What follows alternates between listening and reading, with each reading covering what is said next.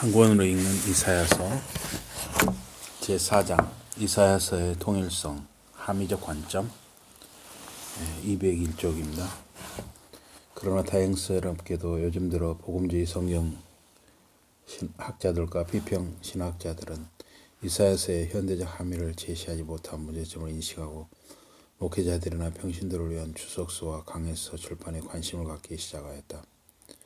예를 들면 본문의 의미를 현대 독자들에게 쉽게 전달하려는 목적으로 기획된 존 더번 출판사의 NIV 적용 주석 시리즈 가운데 이사야서 주석 작업을 복음주의 신학자 오스왈트가 집필하였다. 또한 비평학자 자이치와 폴 디에 한스는 다수의 비평학자들이 참여한 인터프리테이션 주석 시리즈의 이사야 1에서 39장과 이사야 40에서 66장에서 본문의 현대적 적용을 시도했다. 또한 최근에 두 권으로 출간된 월터 브루그만의 이사야서 주석은 현대인들에게 본문의 함의점을 제시하려는 노력을 보여준다. 앞으로도 성경 신학자들은 일반 독자들이 이사야서의 본문에 더욱 가까이 다가갈 수 있도록 본문의 현대적 의미 전달에 더욱 관심을 기울여야 하며 현대의 맥락에서 본문을 읽을 수 있는 해석학적 지침을 마련하도록 노력해야 한다. 이사야서의 현대적 함의들, 한국교회 상황을 중심으로 지금까지 우리는 이사야서의 현대적 의미 전달의 필요성을 인식해왔다. 이제 저자는 본인이 속한 한국의 신앙 공동체에서 이사야서가 어떻게 읽히고 해석되어야 하는지 고찰해보고자 한다. 특히 저자는 최근 한국교회 종교적 갈등에 첨예한 두 가지 이슈들, 성상 파괴운동과 종교다원주의를 염두에 두고 통일성의 관점에서 이사야서의 두 가지 역설적인 면들, 배타적 유일성론과 보편적 시온 사상을 다뤄보고자 한다. 나아가 저자는 이사야서의 이 두 가지 역설적 사상들이 신학적 함의로서 한국교회의 종교적 갈등을 풀 수 있는 하나의 열쇠라는 점을 논증할 것이다. 1. 종교다원주의와 현대적 함의 오직 여호와만을 1984년 감리교 신학자 고 변선한 교수가 종교다원주의 사상을 과감하게 선언한 후 한국 기독교는 종교다원주의 논쟁으로 심한 몸살을 앓아왔다. 특히 감리교단의 종교재판으로 인해 변선한 교수가 정죄당하면서 종교다원주의는 한국 기독교의 핵심 이슈로 부각되었다. 한국의 신학지들은 종교다원주의와 관련한 주요한 논문들을 꾸준히 소개했는데 이는 종교다원주의 논쟁이 한국 교회에 얼마나 큰 이슈로 인식되고 있는지를 잘 반영하는 것이다. 특히 종교다원주의를 전적으로 거부하는 보수주의 신학자들과 종교다원주의의 수용을 필연적인 역사적 흐름으로 강조하는 신학자들의 논쟁은 멈추지 않고 지속되어 왔다. 여기서 종교다원주의자들의 견해와 그에 반하는 보수주의 신학자들의 반응을 간략하게 살펴보자. 한국의 종교다원주의. 한국교회 역사에서 종교다원을 필해간 신학자들은 많지만 최근에 이 사상을 가장 과감하게 주장한 개신교 신학자는 단연코 변선한 교수를 꼽을 수 있다. 그는 초창기 바르트 볼트만 마이켈슨과 같은 학자들에게 영향을 받았으며 1975년 스위스 바젤 대학교에서 프리츠 부리 박사의 지도 아래 박사학위를 취득하였다. 그는 1970년대에는 대체로 포괄주의적 견해 (uninclusivist) 포지션을 취했으나 1980년대에 접어들면서 본격적으로 종교다원주의를 주장하였다. 특히 1984년에 발표한 타종교와 신학이라는 논문은 그의 신학의 획기적인 전환점을 마련해 주었다. 그는 지금까지 자신이 견지했던 포괄주의적 견해가 그리스도 중심적 관점, 그리스도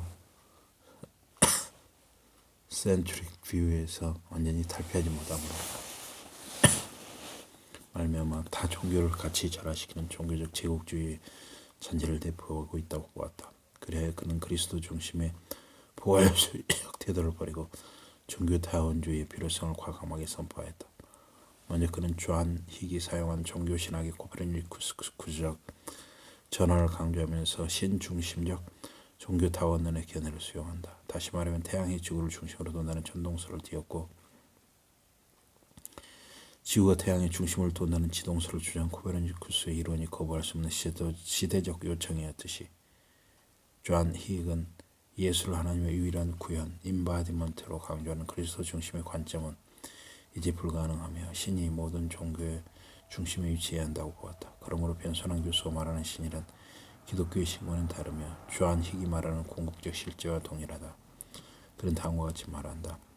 동일한 신에 대한 서로 다른 경험 안에서 타 종교들의 초월자 체험은 우리를 신의 신비를 향하여 더 가까이 나아가게 해준다. 신비는 궁극적으로 동일한 것이다.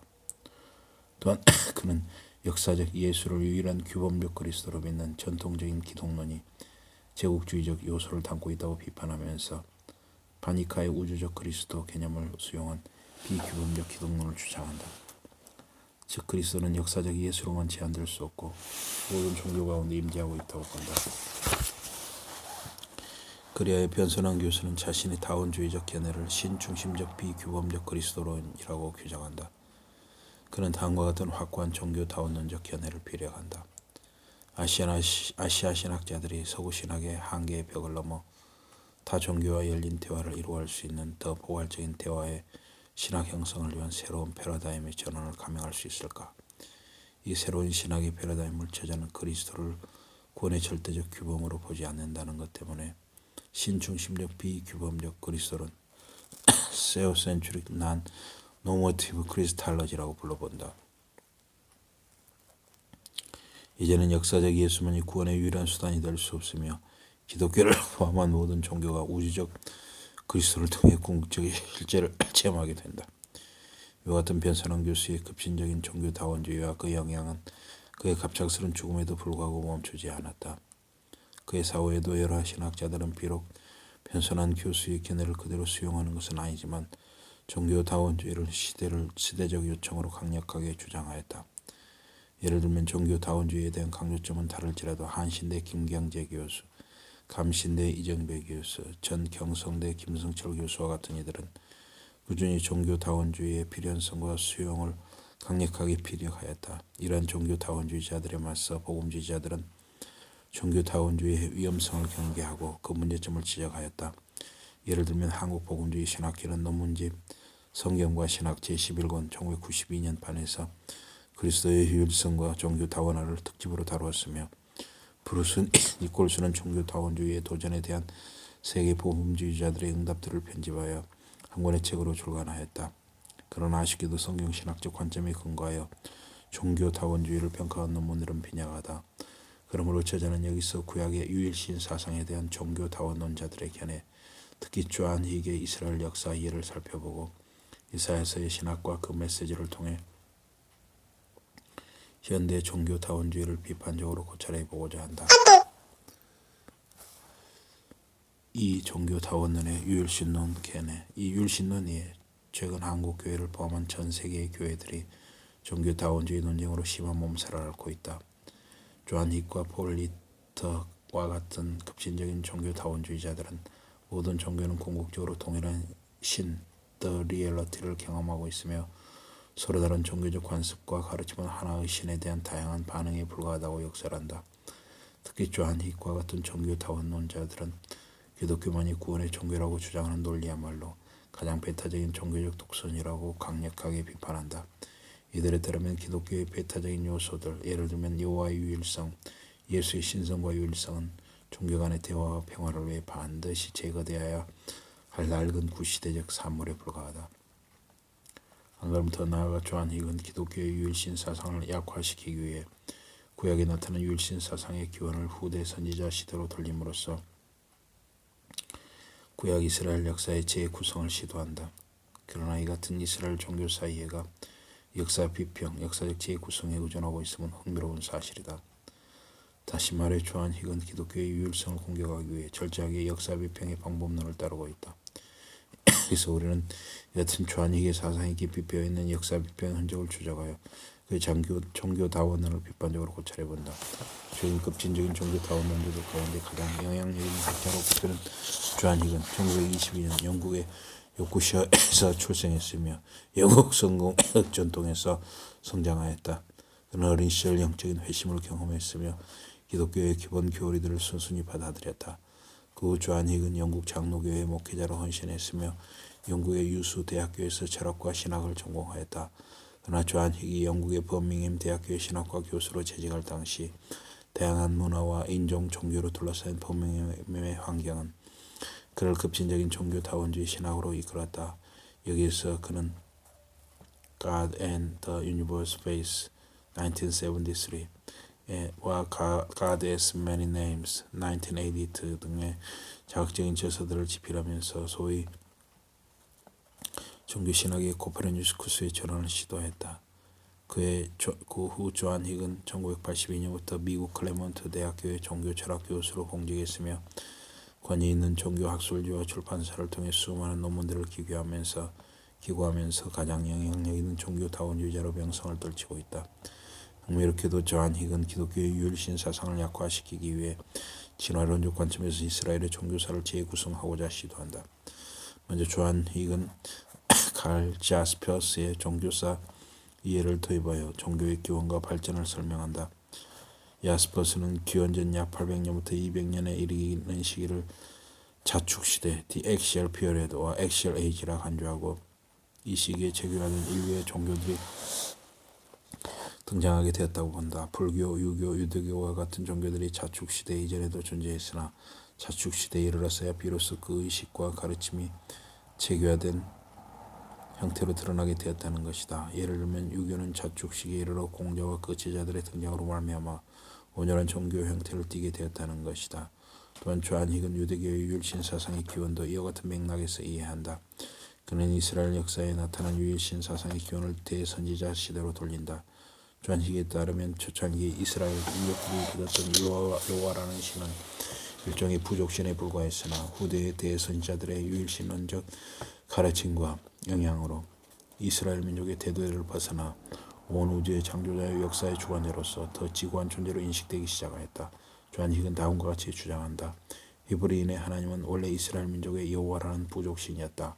그리고 팔레스타인 민족의 다곤이나 모아드 민족의 체모스와 같은 부족신과 싸우는 하나님이었다. 그러나 기원전 6, 8세기에 나타난 아모스, 호세아, 제1 이사야, 예레미야, 제2 이사야와 같은 예언자들은 여호와는 히브리인의 하나님일 뿐만 아니라 천지의 창조주이며 모든 역사와 인류의 심판자라고 끈질기게 가르치기 시작하였다. 그는 또한 말한다. 유대교는 대선지자들의 활동으로 시작된 것이 아니라 자축시대 3, 4세기 전에 발생한 모세의 출애굽 혹은 더 시대적으로 앞선 아브라함과 함께 시작되었다고들 말한다. 그렇지만 유대교의 뚜렷한 신 이터널 원 이해는 대부분 자축시대의 대선지자들이 형성한 것이다.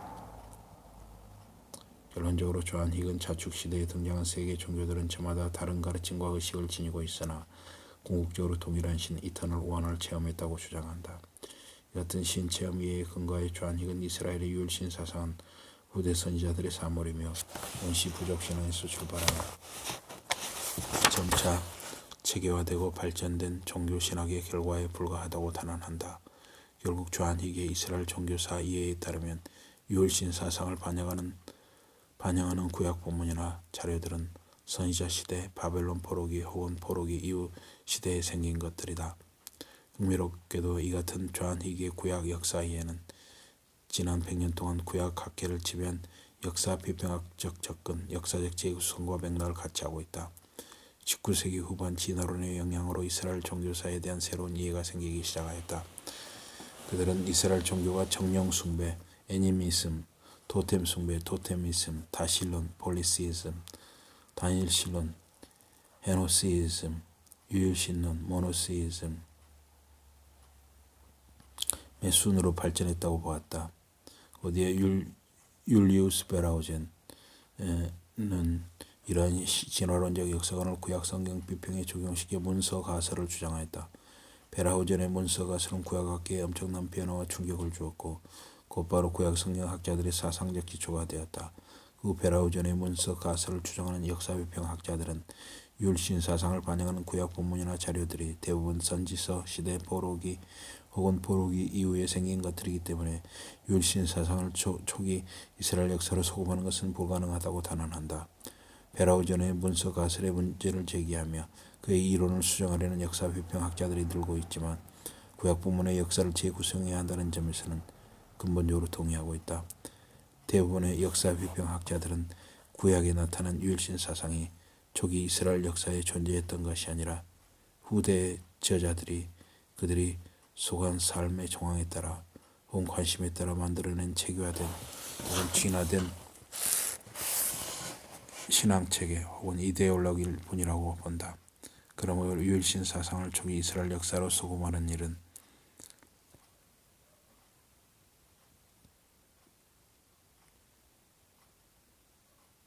불합리한 것으로 여긴다. 그래야 수많은 역사 비평학자들은 유일신 사상을 모세 시대로 소급시켰던 올브라이트와 그의 학파에 맞서 고고학적 증거들과 자료들을 통해 유일신 사상의 후대성을 입증하는 데 심혈을 기울였다. 예를 들면 스톨츠는 이스라엘의 유일신 사상이 제2 이사야가 살았던 포로기 시대에 생긴 것이라고 단정짓는다. 스톨츠는 초기 이스라엘 포로기 전 이스라엘은 유일신 사상과는 전혀 상관이 없을 뿐만 아니라 후대의 유일신 사상에 전혀 영향을 끼치지 못했다. 초기 이스라엘 사회는 여호와를 여러 신들 가운데 한 부족신으로 섬기던 혼합종교적 사회에 불과했으나 포로기에 활동하던 선지자들의 유일신론적 사상과 가르침으로 말미암아 진정한 유일신 사상이 발상하게 되었다고 말한다. 또한 모튼 스미스는 주전 9세기에 여호와의 신앙이 등장할 때까지 이스라엘의 신앙은 혼합 종교를 취하고 있었다고 주장하고 베너하드 랭도 스미스와 유사한 견해를 취하면서 이스라엘의 유일신론이 예루살렘 멸망 후 정치적 위기에 대처하기 위해 만들어진 이데올로기의 산물로 이해한다. 반면에 몇몇 성경 신학자들은 유일신론의 후대성을 강조하는 신학자들의 견해를 반복하며 유일신론의 시기를 선지자 이전 시대로 소급시킨다. 드무어는 야훼주의가 후기 전동기 시대에 생겨났으나 점차 이집트와 메소포타미아의 혼합 종교의 영향을 받았다고 본다.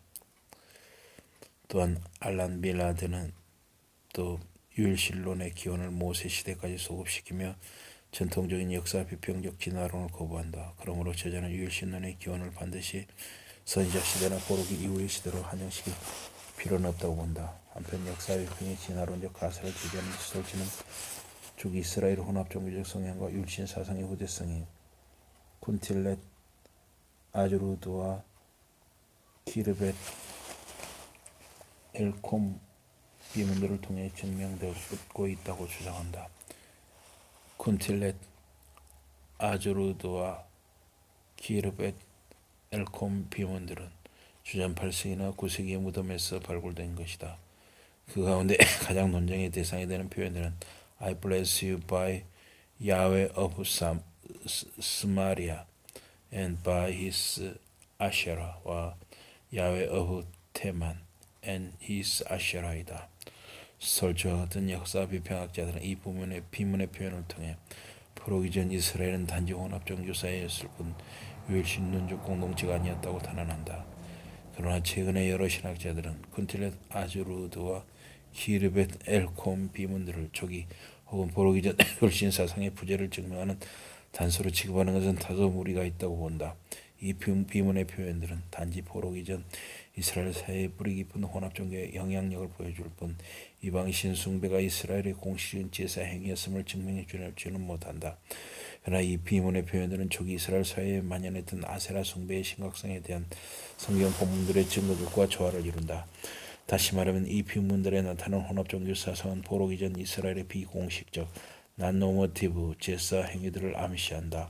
라토는 다음과 같이 진술한다. 쿤틸렛 아즈루드와 키르벳 엘콤 비문들과 성경의 자료는 서로 상충되는 것이 아니다. 그러므로 우리는 성경의 자료들이 후대의 신학적 해석들로 인하여 심하게 왜곡된 나머지 이 성경의 자료들이 이스라엘과 유다의 종교적 구조를 보여주는 신뢰할 만한 그림을 제시하지 못한다고 가정할 만한 명백한 증거가 되지 못한다. 쿤틸렛 아즈루드와 키르벳 엘콤 비문들의 표현은 유일신 사상의 후대성을 입증하는 자료라기보다는 이스라엘의 비공식적인 우상 숭배의 심각성을 보여주는 성경의 증거들을 뒷받침해 준다. 그러므로 이 비문들을 통해 유일신 사상을 후대 선지자들의 산물로 간주하려는 역사 비평의 진화론적 가설은 다소 무리가 있다. 결론적으로 우리는 전통적인 역사 비평의 진화론적 가설에 근거하여 이스라엘의 유일신 사상의 기원을 포로기 시대 혹은 포로기 후 시대로 한정시키는 태도는 바람직하지 못하며 이러한 견해에 근거한 주한 희귀의 이스라엘 종교 사이에는 진화론적 역사 이해의 문제점을 고스란히 짊어지고 있다고 볼 수 있다. 3. 고대 이스라엘의 종교 형태들. 이제 고대 이스라엘, 특히 왕조 시대에 나타난 다양한 종교 형태를 구체적으로 살펴보자. 이스라엘 왕조 시대에는 여러 형태의 종교 의식들이 공존하고 있었다. 리차드 헤스는 고대 이스라엘 사회에 만연했던 종교 형태들을 유일신론, 예루살렘 성전 중심의 제의, 혼합종교적 다신론, 여호와 외에 다른 신을 주신으로 섬기는 종교의식으로 분류해서 설명한다. 그 가운데 고대 이스라엘 역사에서 가장 두드러진 신앙 형태는 다신론과 유일신론을 둘 수 있다. 앞서 고찰해 본 두 비문의 내용을 고려해 볼 때 우리는 고대 이스라엘의 혼합종교적 성격을 추론해 볼 수 있다. 그렇지만 이러한 혼합종교의 혼탁함 속에서도 여호와만을 유일한 하나님으로 경배하고자 하는 유일신론적 신앙관도 고고학적 자료를 통해 입증되고 있다. 이와 같은 유일신론적 신앙관은 케텝, 흰놈, 유표에 기록된 표현에 잘 드러난다. 이 유적 자료는 1975년에서 1980년까지 세 차례 동안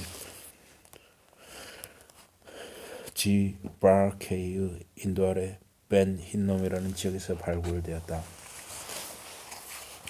이곳에서는 화살촉, 도기류, 보석들이 발굴되었으나 구체적인 종교의식 도구들은 발견되지 않았다. 흥미롭게도 은색의 작은 두루마리 2개도 함께 발견되었는데 이 두루마리에는 민수기 6장 24, 26과 신명기 7장 9절과 유사한 표현들이 나타나고 있다. 특히 이 두루마리에 기록된 여호와는 내게 복을 주시고 너를 지키시며 여호와는 그의 얼굴로 내게 비추시며 내게 평강을 주시느니라는 표현은 민수기 6장 24, 26에서 25절을 제외한 나머지 부분과 거의 유사하다.